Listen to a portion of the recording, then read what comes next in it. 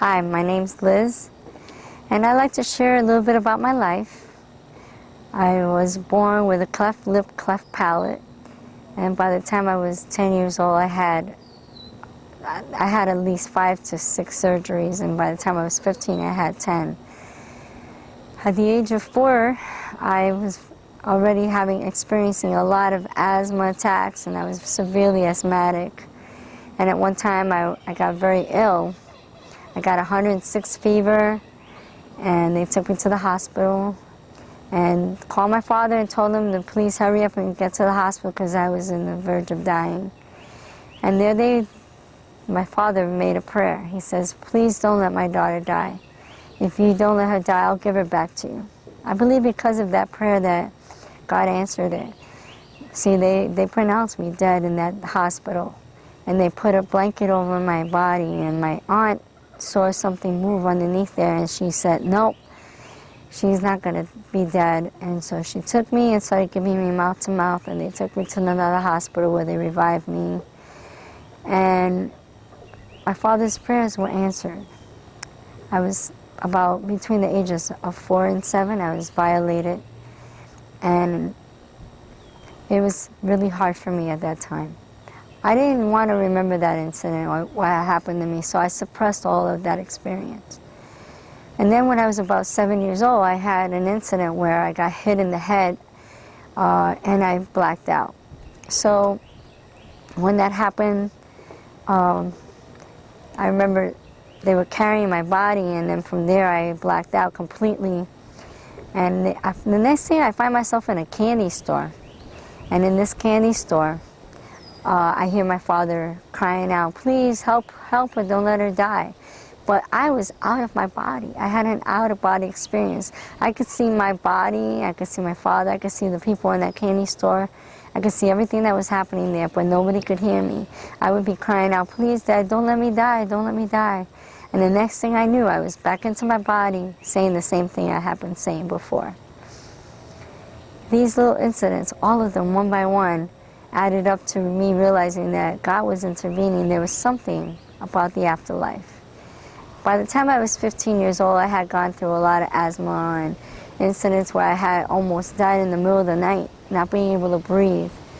And at 15, I had an overdose of adrenaline given to me. The doctors told the nurse, give her 1/4 of a cc diluted. And then the doctor gave me 4 cc's diluted. That incident was very, very traumatic for me. I could hear my heartbeat in my whole body. And then from then on, I started having more severe things happening to me. I would stay paralyzed, muscle spasms from my waist down, muscle spasms from my waist up, but it would last for 5 to 7 days sometimes, where I couldn't move or couldn't walk or couldn't get out of bed. Doctors started to say that I had a deformed valve, that I would never live past 20 or 30 years without having some medical procedures. And I didn't understand what was happening. Doctors told my parents, you're going to have to get her out of New York because she has too many allergies, so take her to another area. So my parents moved to Puerto Rico. My parents were involved in spiritualism and Santeria, so God had other plans. He wanted to get me out of that environment so he could get my attention. And here I was in Puerto Rico. I had prayed out to God, cried out to God, Lord, please, I want to be able to make it to college. And I'm not strong in Spanish because I was raised in the Bronx. And here I was in Puerto Rico trying to fend for myself, trying to learn the language, how to read it and write it. But God helped me, and I had a 3.5 average, and I was able to get a full scholarship and enter the University of Puerto Rico. And in there, people started to talk to me about God more and more. And there was this one girl that kept asking me, if you want, I'll give you a ride home, but you don't have to take the bus.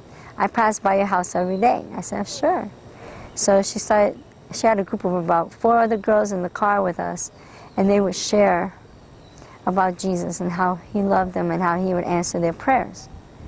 But not once did they condemn me. They loved me, and they just kept sharing about how beautiful and how awesome God was. There was a point where I started to think and say, well, I need more information. I want to know what's really true. Because I had promised God, if He allowed me to go to college, I would find Him. I wanted to know the truth.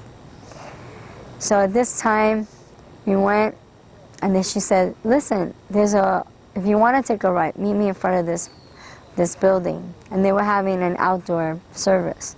And this girl started to talk, and everything she said had to do about my life. Everything she said had to do about my life. And I was saying, please let her stop talking. But God's presence came all over me, and I began to hear God's voice and tell me. And she says, if you need a personal relationship with Jesus, just come up and we'll pray for you.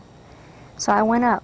That day, all the pain, the hurt, the things that had happened to me, and all the sicknesses, Lord, I prayed, and I felt this thing lifted off of me. I was able to have peace. I was able to have joy in my life where I never had that before.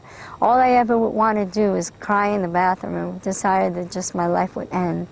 Or I would cry out to God and tell Him I wish I would never have been born. But God did a turnaround in my life. He healed my body. I never had one more asthma attack. I never had one more episode where I was paralyzed again. And I went to a doctor to check my heart, and guess what? They didn't find anything wrong with my heart anymore. So I'm here to tell you, God can be the only means of your peace, your love, your joy. He could heal you. He could change your life around, give you new direction, hope for your life. I'm telling you today, ask Him. Tell Him to come into your life. He'll turn it all around. He'll make you understand that He is the true God, and He'll give you peace. And that's what I'm telling you to do. Thank you for listening. Bye.